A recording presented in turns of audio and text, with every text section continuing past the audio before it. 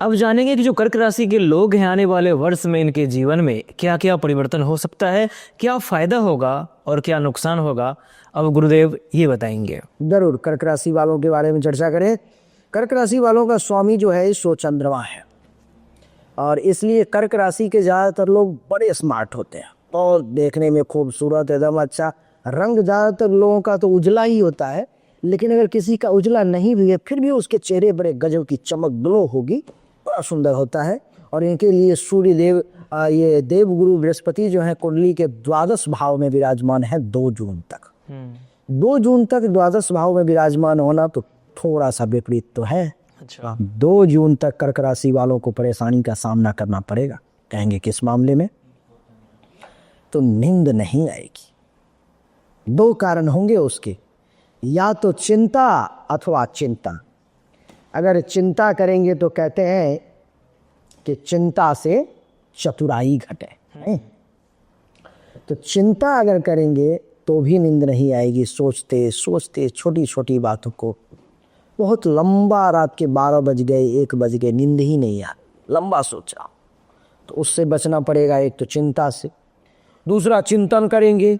तो चिंतन करेंगे तो उससे भी जो है आप ये अच्छा ऐसा हुआ था, वो कथा में ऐसे हुआ था, वो काम में ऐसे, सोचते सोचते लंबा सोचने रहेंगे तो उससे भी आपको बचना है। यानी कि रात में नींद में परेशानी देंगे देवगुरु बृहस्पति, तो उससे बचने का प्रयास करना है। कुछ लोग घर में बीमार पड़ने लगेंगे। 2 जून तक आप नोट कर लें कर्क राशि वाले। ऐसे मैं उपाय आपको बता दूंगा, उस उपाय के माध्यम से आप 70-80% तक कवर कर लेंगे, लेकिन परेशानी आपको रखेगी। तो हॉस्पिटल का खर्चा कुछ एक्टिवेट हो जाएगा। बीमार लोग बहुत पड़ेंगे घर में, किसी न किसी माध्यम से। आज 100, 200, 500 का मेडिसिन आ ही रहा है। ऐसी स्थिति अभी 2026 में 2 जून तक रहेगी, तो उस पर में काबू करना पड़ेगा। कैसे काबू होगा वो मैं आपको बताऊंगा। दूसरा, 2 जून के बाद जब यही देवगुरु बृहस्पति कुंडली के प्रथम भाव में आ जाए तब चमत्कार हो जाएगा। जिंदगी तो पलटेगी, लेकिन 2 जून के बाद पलटेगी। पैसा तो आएगा, लेकिन 2 जून के बाद। हाँ, रंक से राजा तो बनेंगे, लेकिन 2 जून के बाद। जैसे ही देवगुरु बृहस्पति प्रथम भाव में आएंगे, एक बार वे अंधकार से लगेगा कि बाहर निकल गया। अज्ञान की अंधकार से ज्ञान के प्रकाश की ओर बाहर निकलेंगे और दुनिया दिखने लगेगी। अरे मैं क्या कर रहा था, कहाँ मैं छुपा हुआ था? करने के लिए तो कुछ जो था सो यहाँ था। मैं क्या वहां पर मैं खोज रहा था? खोजने की वस्तु तो यहाँ थी। मैं तो फालतू का उधर भटक रहा था पगडंडी में, मेरा रोड तो यहाँ है। यानी कि अपने बलबूते पर में सब कुछ करने का समय आ गया है कर्क राशि वाले, लेकिन 2 जून के बाद, उससे पहले नहीं। आत्मविश्वास में वृद्धि हो जाएगी, विवेक का सहारा मिलने लगेगा, शील स्वभाव चरित्र बहुत अच्छा होने लगेगा, ज्ञान विज्ञान की खोज करने लगेंगे एक के बाद एक।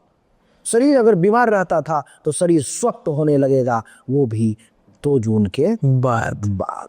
हाँ, देवगुरु बृहस्पति के बाद शनिदेव की अगर बात करें तो शनिदेव कुंडली के 9वें भाव में रहेंगे कर्क राशि वालों को। जिससे क्या होगा, 9वां भाव आप जानते होंगे, आप भी ज्योतिष के ज्ञान रखते हैं, भाग्य का भाव होता है। अल्लाह मेहरबान तो गधा पहलवान। हाँ, यानी कि आपको इस समय में भाग्य का साथ मिलने वाला है। वो भी जिस शनि से डरते थे वो शनिदेव ही आपको साथ देने वाले हैं। भाग्य भरोसे बहुत कुछ होने वाला है। अपने आप देखेंगे कि जो काम नहीं हो रहा था, प्रयास कर रहे होना शुरू हो, हल्का हाथ लगा दिया गाड़ी में, अपने आप बढ़ता हुआ चला गया। यानी कि भाग्य भरोसे दिन दोगुना रात चौगुना वृद्धि होने लगेगी। धर्म कर्म के पथ पर चलने लगेंगे, भगवान की विशेष कृपा होने लगेगी। आप शनि का प्रभाव तो बहुत अच्छा है।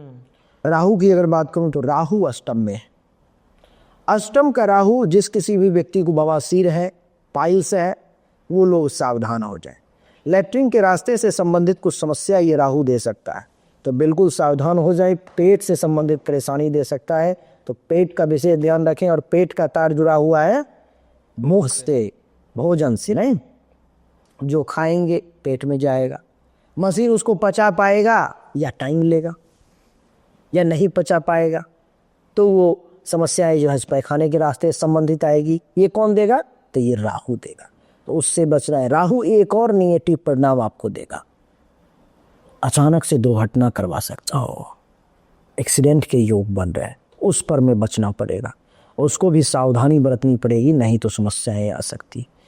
केतु जो है सो कुंडली के दूसरे भाव में है, और दूसरे भाव में केतु का बैठना आपको एक मामले में बिछोह उत्पन्न कर देगा। आपको लगेगा ये दूसरा भाव पुरुषोत्तम जी परिवार का होता है।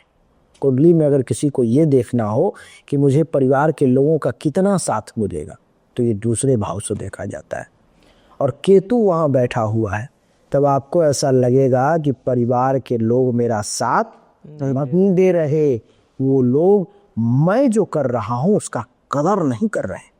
मैं तो अपना जी जान लगा रहा हूँ, हर मामले में आपके साथ खड़ा हूँ, लेकिन जब बारी मेरी आती है तो ठन ठन गोपाल, ऐसा सोचने लगेंगे आप। अर्थात परिवार से बिछोह का योग मल जाएगा, उससे बचना पड़ेगा। नहीं, धन धान्य संपत्ति जो जमा पूंजी है उस पर में ध्यान तो जाएगा, लेकिन जाएगा कैसा ध्यान कि है फिर भी और नहीं है फिर भी, हमारा कोई लेना देना नहीं है। यानी कि पैसों से भी बिछोह हो जाएगा। भोजन अच्छा करने का मन है भी वह लेकर मजाक हो रहा है, लेकिन नहीं, मन नहीं हो। तो ये थोड़ा सा नेगेटिव है, लेकिन इसको पॉजिटिव बनाया जा सकता है केवल अपने मन पर में काम करके। कुछ इस प्रकार से कर्क राशि आ लेता है। तो कर्क राशि वालों का अगले साल कहीं ना कहीं मोह भंग होने वाला है, तो मोह भंग नहीं हो इसके लिए क्या करें ये लोग? हाँ, दो परेशानी इसमें आई, एक तो दुर्घटना से संबंधित, बीमारी से संबंधित, और एक ये मोह भंग से संबंधित। ये राहु है नहीं, और राहु है और केतु है, तो इसके लिए आपको एक उपाय करना है छोटा सा, भगवान शंकर के शरण में जाना है। ठीक है। शंकर का अर्थ ही होता है कि जो शंका का नाश कर दे, वही शंकर है। तो शंकर के शरण में जाएं। ओम नमः शिवाय, ओम नमः शिवाय, नमः शिवाय, नमः शिवाय, नमः शिवाय, नमः शिवाय, नमः शिवाय, नमः शिवाय, अर्थात पंचाक्षर का जाप करना है। ओम नमः शिवाय का जाप एक ही बार करना है, उसके बाद नमः शिवाय, नमः शिवाय, नमः शिवाय जितना बार संभव हो, 10 बार, 11 बार, 20 बार, 50 बार, 100 बार, जितना बार संभव हो आप कर ले। प्रभु की कृपा रहेगी तो सारी समस्याओं का समूल नाश हो जाए। तो बना करके दूं, चाहे शॉर्ट हो लॉन्ग हो। विशिष्ट प्रश्न हुआ तो लॉन्ग वीडियो में, छोटा प्रश्न हुआ तो शॉर्ट वीडियो में, अथवा कमेंट में ही मैं आपको जानकारी देने की कोशिश करूँगा। सर बहुत बहुत धन्यवाद आपका। वीडियो को लाइक कर दीजिएगा, हर जगह शेयर कर देना है, और मिश्रा फॉर यू को सब्सक्राइब अवश्य करना है। राधे राधे। राधे राधे।